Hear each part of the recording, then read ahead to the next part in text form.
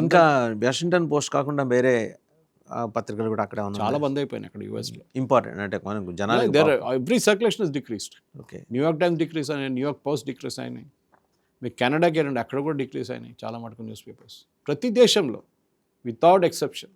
రేపు పొద్దున బైడెన్ లాంటి డెమోక్రాట్స్ ఎవరైనా వస్తే మళ్ళీ ఏమన్నా అటువైపు వీళ్ళు అయ్యే అవకాశం. రీడర్స్ ఎవరు ఉన్నారు? బైడెన్ రావడము ట్రంప్ రావడము కాదు. ట్రంప్ గెలిచినప్పుడు obviously majority readers are away from left wing journalism. అదే లెఫ్ట్ వింగ్ జర్నలిజం అనేది ఏమైపోయిందంటే ఒక నెగటివ్ ఫిలాసఫీ లాగా మారిపోయింది.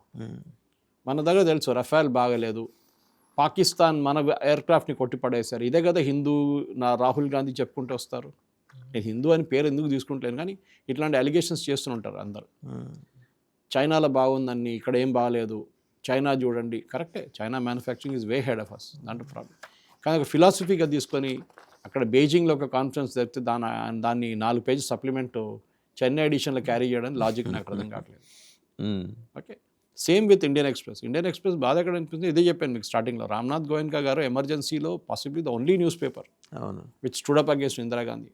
ఇందిరాగాంధీ ఏం చేసినా కానీ ఆయన బ్లాంక్ పేజెస్ క్యారీ చేసేటోళ్ళు. సెన్సర్షిప్ అస్సలు అంగీకరించలేదు ఆయన.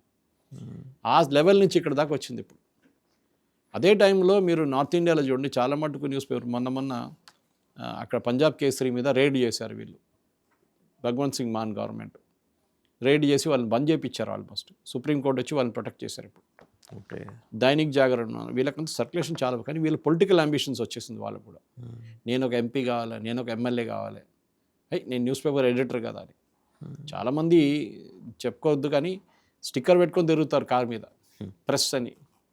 మీరు చూసుంటారు, నేను ఇవాళ దాకా పెట్టుకోలేదు, నా కార్ మీద ప్రెస్ స్టిక్కర్ లేదు. Why should I? ఇక్కడ మీరే తిరుగుతారు మిగతా వాళ్ళని, చూడన్నాడు పోలీస్ స్టిక్కర్ పెట్టుకొని తిరుగుతున్నారు అంటే మీరేం చేస్తున్నారు? మీరు కూడా అదే పని చేస్తున్నారు కదా, మీకు అథరైజేషన్ లేదు, లీగలీ అన్నాడు అలౌడ్. ఎనీవే అది కాదు అక్కడ పాయింట్ ఏంటంటే, ఒక పేపర్ బిజినెస్ మా సమీర్ జైన్ గారు చెప్పేటోళ్ళు, టైమ్స్ ఆఫ్ ఇండియా ఎండి అప్పుడు, నా I think is a chairman నా, ఆయన ఎప్పుడు చెప్పేటోళ్ళు. సో మా దగ్గర నేను టైమ్స్లో ఉన్నప్పుడు మార్కెటింగ్ డిపార్ట్మెంట్ కాన్ఫరెన్స్ అని సమీర్ జైన్ గారు మాట్లాడుతూ అంటుండే ఎప్పుడు, ఒక న్యూస్ పేపర్ అంటే మీరు దాని ఏదో పెద్ద ఫిలాసఫీ అది ఇదని ఆలోచించకండి. News paper is like a soap or a shoe or a shirt. ఒక ప్రోడక్ట్ లాగా దాన్ని అమ్ముకోవాలి. మీరు దాని వెనుక నేను దేశాన్ని మార్చుతాను, లేకుంటే లోకాన్ని మార్చేస్తాను, మనుషుల ఫిలాసఫీ మార్చేస్తాను, ఏం కాదు. ఇట్ ఈస్ అ ప్రోడక్ట్ అంతే. You are delivering news. దాన్ని మీరు అట్లా ఆలోచించి అమ్మండి. దానికోసం టైమ్స్ ఆఫ్ ఇండియా ఎక్కడో వెళ్ళిపోయింది. 8,000 కోట్ల టర్న్ ఓవర్ ఉండే అప్పుడు కంపెనీకి, ఇప్పుడు ఎంత ఉందో తెలియదు. మిగతా కాంపిటీటర్స్కి 400-500 కోట్లు కూడా లేకుంటే. So that gap was so huge, ఎందుకంటే వాళ్ళు ప్రోడక్ట్గా తీసుకున్నారు దాన్ని. ఏదో న్యూస్ పేపర్ నేను సమాజాన్ని మార్చుతాను అది అని చెప్పాను, అట్లాంటి డైలాగులు ఉంటాయి కొంతమందిది. We're the fourth estate commodity, we're a fourth estate of the country. Nonsense, no fourth estate, nothing. మీరు యూఆర్ సెల్లింగ్ అ ప్రోడక్ట్ అంతే, నథింగ్ బియాండ్ ఇట్. ఇది మనం అర్థం చేసుకోవాలి. సో ఇప్పుడున్న పేపర్స్ కూడా అర్థం చేసుకోండి. Economics is very important. Jeff Bezos దగ్గర డబ్బులు చాలా ఉందని చెప్పేసి ఆయన డబ్బులు పెట్టుకుంటే పోరు, దీని మీద నష్టాల్లో నడుస్తుంది, చేస్తే కొండలు కూడా కరిగిపోతాయి, లాస్ట్లో నడుస్తుంది. ఎంతమంది నడిపిస్తారండి?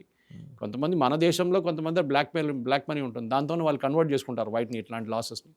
కానీ అమెరికాలో మీకు సాధ్యం కాదు అది, యూరోప్లో కూడా అంతే సంగతి.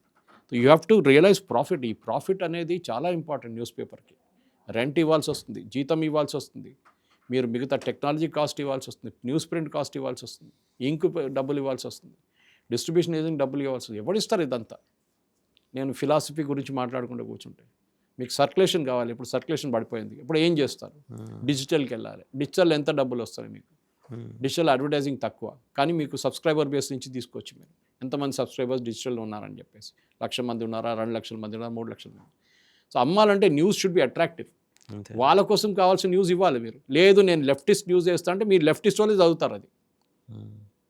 అది ప్రాబ్లం. అది మీరు లెఫ్టిస్ట్ ఫిలాసఫీ తీసుకెళ్ళిపోతే ఆ ఆడియన్స్ తగ్గుతూ పోతుంది ఇప్పుడు లెఫ్టిస్ట్ ఫిలాసఫీ అనేది. సో మీరు ఆ దానికి ఉంటారు. సో మీకు 20% మంది రీడర్స్ ఉంటారు, మిగతా 80% మంది out of that bucket. So వాళ్ళని సర్వ్ చేయాలంటే రైట్ వింగ్ న్యూస్ ఇస్తే వాళ్ళు వస్తారు కొంతమంది. ఇప్పుడు చూడండి, రిపబ్లిక్ చూస్తారు ఇంతమంది, తిడుతూను కూడా చూస్తారు దాన్ని. అవును, అదొక పెద్ద ఏం చెప్తారు, ఒక సర్కస్ లాగా ఉంటుంది. 12 మంది వచ్చి స్టాంప్ లాగా 12 మందిని పెడతారు. అర్నబ్ గోస్వామి వాళ్ళని తిడతాడు, పాకిస్తాన్ నుంచి వచ్చినట్టు తిడతాడు, మళ్ళీ అందరు వస్తారు నెక్స్ట్ డే మళ్ళీ అదే షోకి చూడడానికి. మన వాళ్ళు అంటూ ఉంటారు దాని ముందు, ఎందుకంటే దానికి ఒక ఆడియన్స్ ఉంది, ఒకటి ఆడియన్స్ బేస్ ఉంది. సపరేట్ బేస్ ఉంది దానికి. రైట్ వింగ్ వాళ్ళు దానికోసం అర్నబ్ గోస్వామి 2-3 సార్లు యాంటీ మోదీ న్యూస్ తీసుకోగానే ఏంట్రా మారిపోయిందా అని అడిగారు అందరూ. గుర్తుందా మీకు? మనం కూడా లాస్ట్ చేసాం. Month we did because suddenly అరే ఈ మొన్న దాకా రైట్ వింగ్ ఉండే ఏమైంది వీడికి?